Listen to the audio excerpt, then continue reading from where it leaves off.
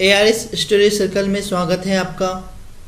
मैं अंकित आप लोगों को एसिड, बेस एंड सॉल्ट के बारे में बता रहा था। तो याद होगा कि इससे पहले हम लोग एसिड और बेस को कम्प्लीटली देख चुके हैं और हम लोगों ने साल्ट के बारे में भी कुछ हद तक पढ़ा है, जैसे नॉर्मल साल्ट क्या होता है, एसिडिक सॉल्ट क्या होता है, बेसिक सॉल्ट क्या होता है, उनके एग्जाम्पल्स के माध्यम से हम लोगों ने देखा है।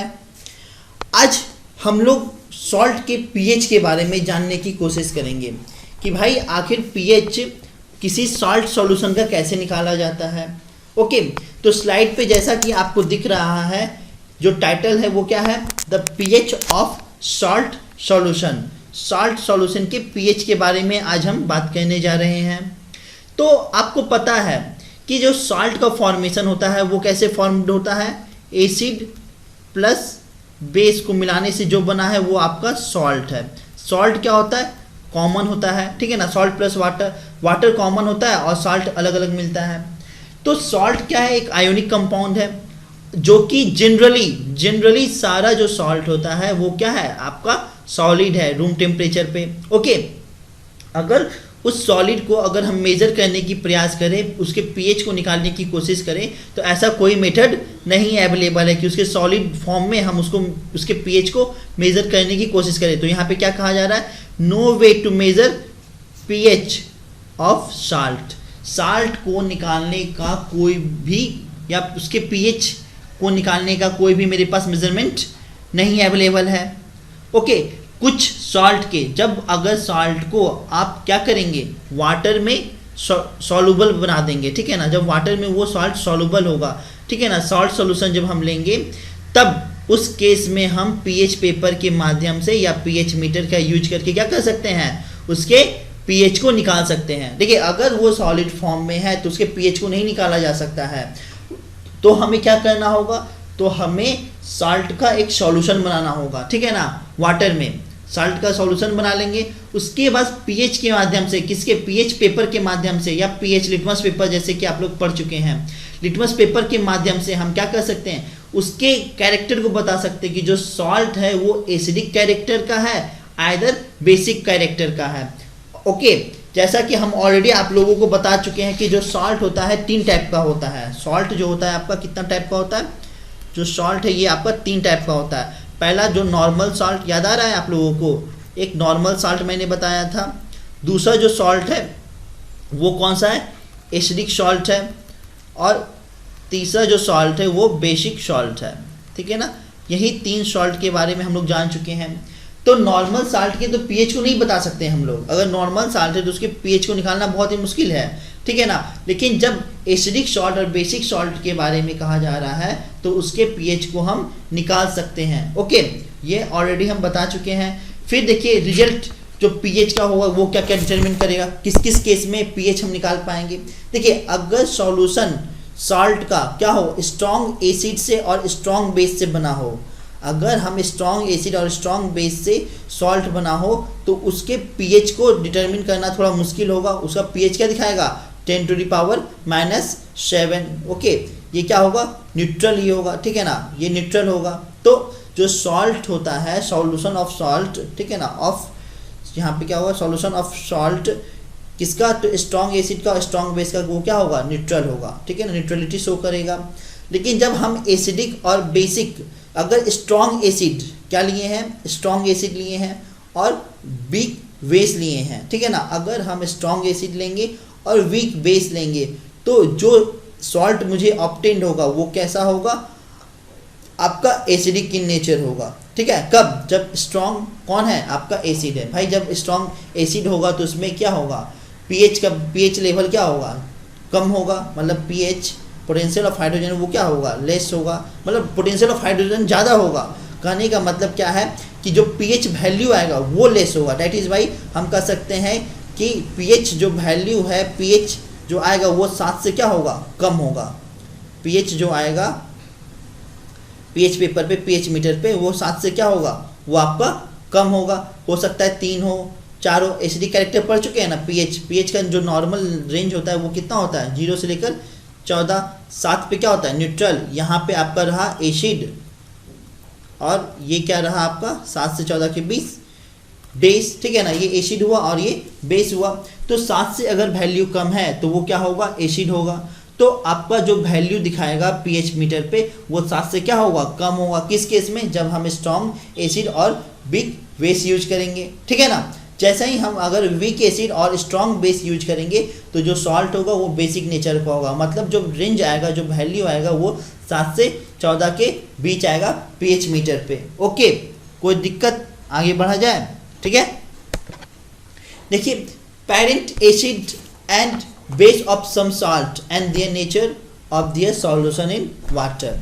जैसे देखिए कि अब कोई भी सॉल्ट ऑब्टेंड कहाँ से हो रहा है, पहले ये भी जानने की आवश्यकता है कि भाई जो सॉल्ट है वो आखिर ऑब्टेंड कहाँ से हो रहा है। जैसे हम बोलते हैं सोडियम कार्बोनेट, इन सभी का वाइड एप्लीकेशन है। ये सब जो सॉल्ट होते हैं जैसे सोडियम कार्बोनेट हो गया, सोडियम हाइड्रोजन कार्बोनेट हो गया, सोडियम क्लोराइड हो गया, एल्युमिनियम क्लोराइड हो गया, कॉपर सल्फेट, इन जितने साल्ट आप देख रहे हैं इसका वाइड एप्लीकेशन है, ठीक है ना। सबके फार्मूला को आपको ध्यान में रखना है, हर एक फार्मूला आना चाहिए, उनके कॉमन नेम आने चाहिए हम लोगों को। जैसे हम क्या बोलते हैं सोडियम कार्बोनेट, जिसका फार्मूला क्या होता है Na2CO3, ठीक है ना।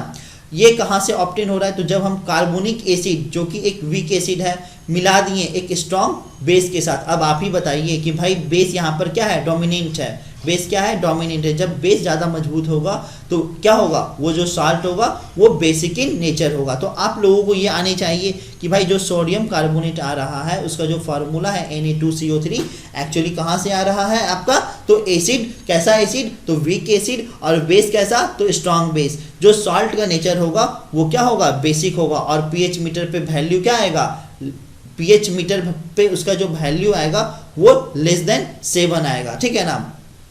ओके, आगे बढ़ा जाए।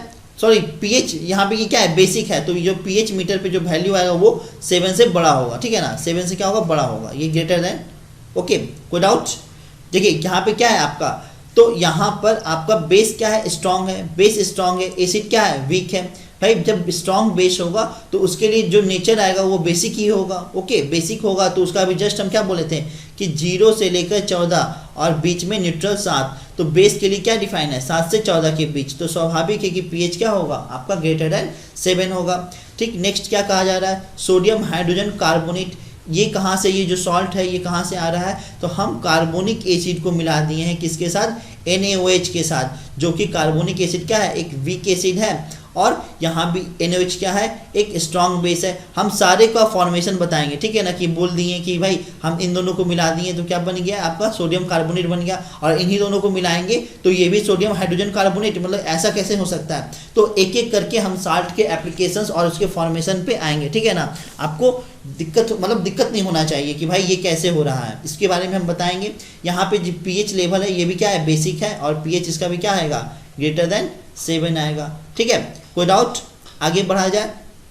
जैसे सोडियम क्लोराइड NaCl जो कॉमन सॉल्ट होता है, ठीक है ना, ये कहाँ से बन रहा है आपका, तो स्ट्रॉन्ग एसिड ले रहे हैं और स्ट्रॉन्ग बेस ले रहे हैं, तो इसमें जो पीएच का वैल्यू आएगा वो क्या आएगा इक्वल टू 7 आएगा। तो ये कैसा प्रॉपर्टी शो करेगा, न्यूट्रल शो करेगा, ना ही एसिडिक की तरफ शो करेगा ना ही बेसिक की तरफ शो करेगा, क्योंकि दोनों क्या है आपका स्ट्रॉन्ग है।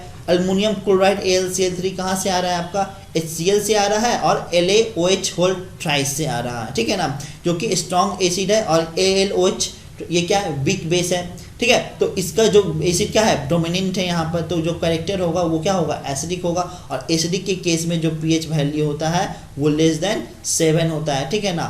7 से क्या होता है छोटा होता है। फिर आपके पास कॉपर सल्फेट है, कॉपर सल्फेट CuSO4 जो कि कहाँ से उत्पत्ति हो रही है, तो भाई हम जब क्या किए हैं सल्फ्यूरिक एसिड को मिला दिए हैं एक वीक बेस जो कि कॉपर हाइड्रोक्साइड के साथ, ठीक है। सल्फ्यूरिक एसिड किसके साथ मिलाया गया स्ट्रॉन्ग एसिड को वीक बेस के साथ। कैरेक्टर कैसा भाई एसिडिक, क्योंकि एसिड यहाँ पे स्ट्रॉन्ग है, पीएच सेम हो जाएगा, ठीक है ना, लेस देन 7 हो जाएगा।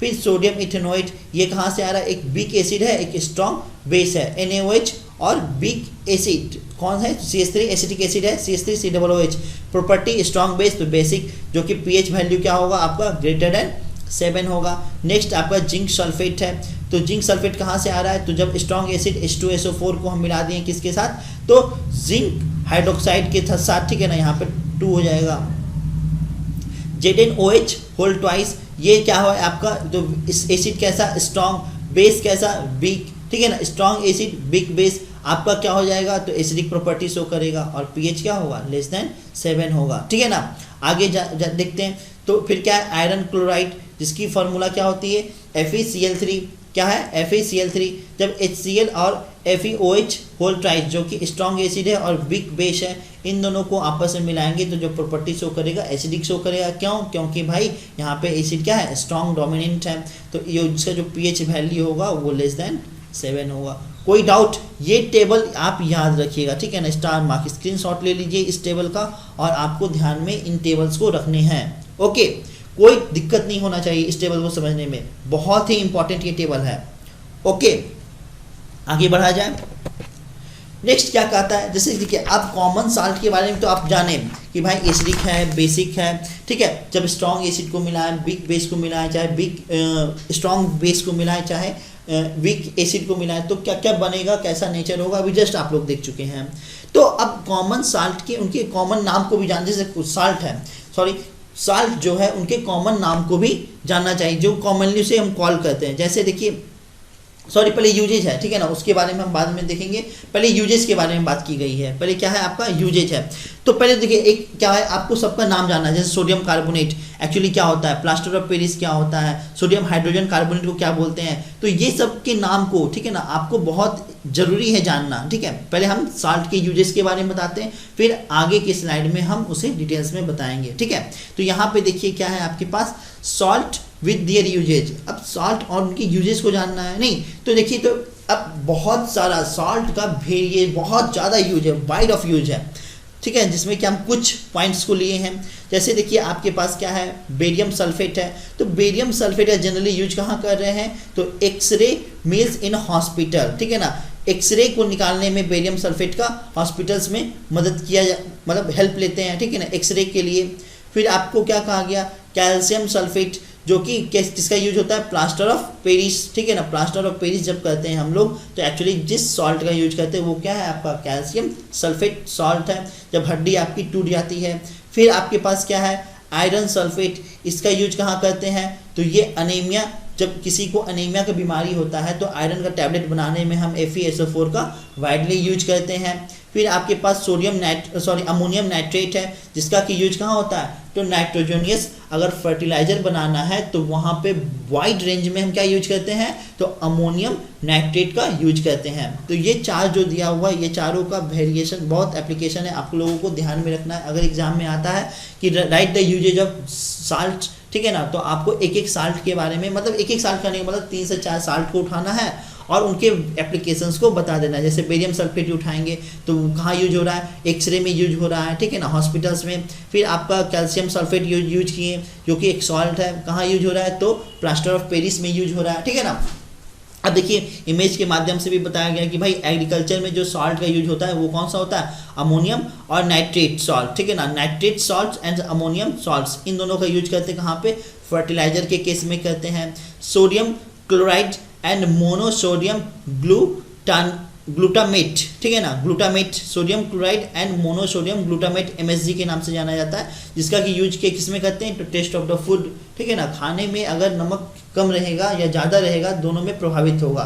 खाना में अगर सही मात्रा में नमक दिया जाए तो वो काफ़ी स्वादिष्ट होता है, ठीक है। तो अगर साल्ट नहीं यूज करें खाने में तो खाना क्या होगा, उसमें स्वाद ही नहीं आ पाएगा। सोचिए साल्ट का कितना वेराइटी ऑफ यूजेस है।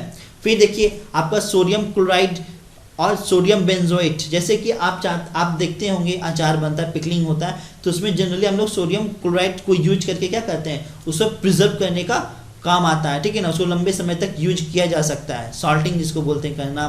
फिर आपका क्या है, सल्फेट साल्ट का क्या यूज होता है, तो उसका पेस्टिसाइड बनाते हैं, जिसमें कि पेस्टिसाइड क्या करता है, इंसेक्ट्स को मारने का काम करता है। नेक्स्ट आपको क्या कहा गया है, सिल्वर ब्रोमाइड, जो कि एक सॉल्ट है जिसमें कि क्या बनाते हैं, फिल्म्स और photographic paper, silver bromide AgBr, ठीक है ना, इसका क्या एप्लीकेशन है, तो जो भी फिल्म या आपका फोटोग्राफिक पेपर बनता है वो एक्चुअली किसका बनता है, तो AgBr का बनता है। उसके बाद क्या कहा गया आपको कि कैल्शियम सल्फेट, जिसका कि एप्लीकेशन किस में है, तो प्लास्टर ऑफ पेरिस में, बोन जस्ट अभी देखे थे यहाँ पे टेबल में, ठीक है ना। फिर क्या कहा रहा है, पोटासियम मैग्नेट 7, तो पोटासियम मैग्नेट 7 का क्या एप्लीकेशन है, तो ये डिसइंफेक्टेंट के रूप में वॉन्ड्स को ट्रीट करने के लिए यूज होता है। ओके, तो ये भी ध्यान में आपको रखने पड़ेंगे। फिर आपसे क्या कहा गया है कि calcium carbonate and calcium hydrogen carbonate का किस में यूज होता है, तो एंटासिड के तौर पे हम लोग यूज कर सकते हैं, ठीक है ना। और एंटासिड के बारे में ऑलरेडी प्रीवियस वीडियो में बता दिया गया है, ठीक है। आगे बढ़े, अब देखिए अभी जस्ट हमने बोला कि कुछ नाम आपको याद रखना पड़ेगा, ठीक है ना। तो सारे का कॉमन नेम, केमिकल नेम और केमिकल फार्मूला बताया गया है। ये सबका वाइड एप्लीकेशन हम आने वाले लेक्चर में लेकर आएंगे, ठीक है ना। इसके फॉर्मेशंस, इसके एक एक प्रॉपर्टी के बारे में हम लोग बात करेंगे। तो अभी बस ओवरव्यू दे रहे हैं कि बेकिंग सोडा, जिसको कि किसके नाम से जाना जाता है, सोडियम बाइकार्बोनेट के नाम से जाना जाता है। तो सोडियम बाइकार्बोनेट को ही एक्चुअली क्या बोलते हैं, बेकिंग सोडा। ओके, फिर क्या है आपके पास, वॉशिंग सोडा, जिसको क्या बोलते हैं, हाइड्रेटेड सोडियम कार्बोनेट, ठीक है ना। सोडियम कार्बोनेट, या तो आप डायरेक्ट हाइड्रेटेड सोडियम कार्बोनेट बोलिए या तो सोडियम कार्बोनेट भी बोलकर काम चला सकते हैं। तो Na2CO3.10H2O। फिर क्या कह रहा है, प्लास्टर ऑफ पेरिस, तो कैल्शियम सल्फेट, ठीक है ना, हेमी हाइड्रेटेड। तो प्लास्टर ऑफ पेरिस का फॉर्मूला क्या होता है, CaSO4.12H2O। तो ठीक है ना, इसका केमिकल नाम क्या है आपके पास, तो calcium sulphate Hemy hydrated, CaSO4.12H2O, ठीक है।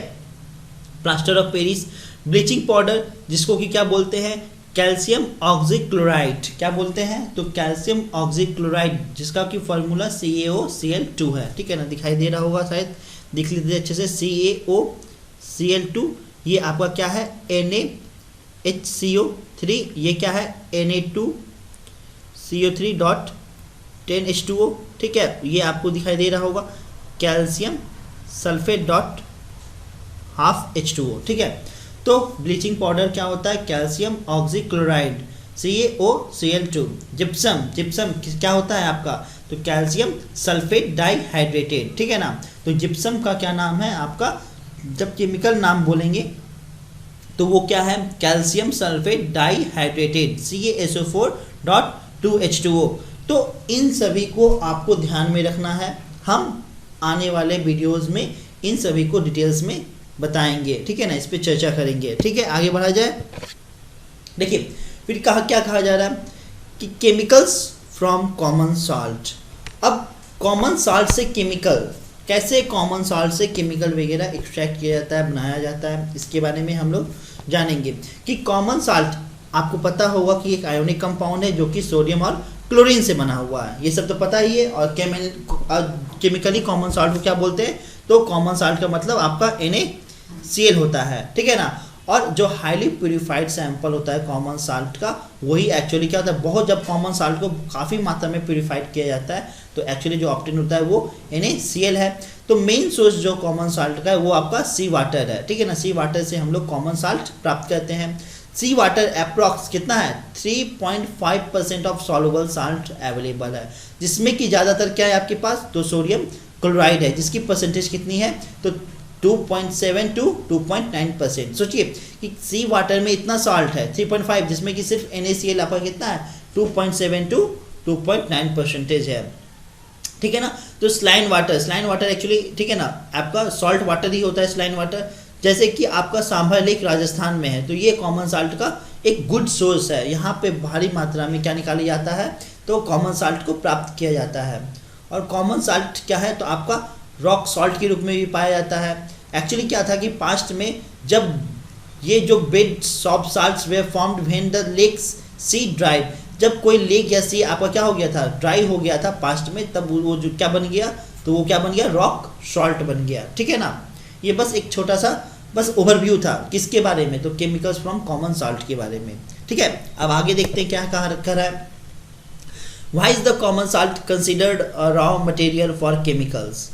कहता है कि कॉमन साल्ट को कंसिडर किया गया है एक रॉ मटेरियल के तौर पे केमिकल्स के लिए। तो क्या कह रहा है कि we can obtain many useful substance और केमिकल्स फ्रॉम कॉमन साल्ट। कहता है कि हम लोग बहुत ही यूजफुल सब्सटेंस प्राप्त करते हैं कॉमन साल्ट से, ठीक है। Common salt is the raw material for many chemicals. बहुतों केमिकल्स के लिए जो कॉमन साल्ट है वो क्या है, तो रॉ मटेरियल्स के तौर पे यूज होता है। ओके, बहुतों के लिए क्या है, तो आपका रॉ मटेरियल के तौर पे क्या है, तो यूज होता है। फिर आपसे क्या कह रहा है कि कॉमनली क्या कह रहा है, some commonly used substance which can be obtain from common salt. अब कॉमन साल्ट से देखिए कुछ जो यूज्ड होने वाले सब्सटेंस है कॉमन साल्ट से इसे प्राप्त कर रहे हैं, तो वो क्या क्या है, सोडियम हाइड्रोक्साइड। कहाँ से हम प्राप्त कर पा रहे हैं, तो ये कॉमन साल्ट से प्राप्त कर पा रहे हैं। ब्लीचिंग पाउडर कहाँ से मिल रहा है, तो कॉमन साल्ट से मिल रहा है। सोडियम हाइड्रोजन कार्बोनेट कहाँ से प्राप्त कर रहे हैं, तो कॉमन साल्ट से और सोडियम कार्बोनेट। ठीक है ना, इन सभी को हम डिटेल्स में देखेंगे कि सोडियम हाइड्रोक्साइड आखिर कैसे कॉमन साल्ट से आ रहा है, चाहे आपका ब्लीचिंग पाउडर कैसे आ रहा है, सोडियम हाइड्रोजन कार्बोनेट अभी जस्ट इसका फॉर्मूला बताए थे, क्या है, NaHCO3 और सोडियम कार्बोनेट Na2CO3, ये सब कैसे आ रहा है हम इन सभी को नेक्स्ट क्लास में डिस्कस करेंगे। ओके, तो उम्मीद करते हैं आप लोगों को आज का सेशन अच्छे से समझ में आया होगा। हमारे साथ जुड़े रहिए, चैनल को शेयर, सब्सक्राइब और लाइक करना ना भूलें और अपने दोस्तों को शेयर कीजिए, ठीक है ना, ताकि वो लोग इस वीडियो का लुफ्त मतलब फ्री में लुफ्त उठा सकें। वीडियो देखने के लिए धन्यवाद।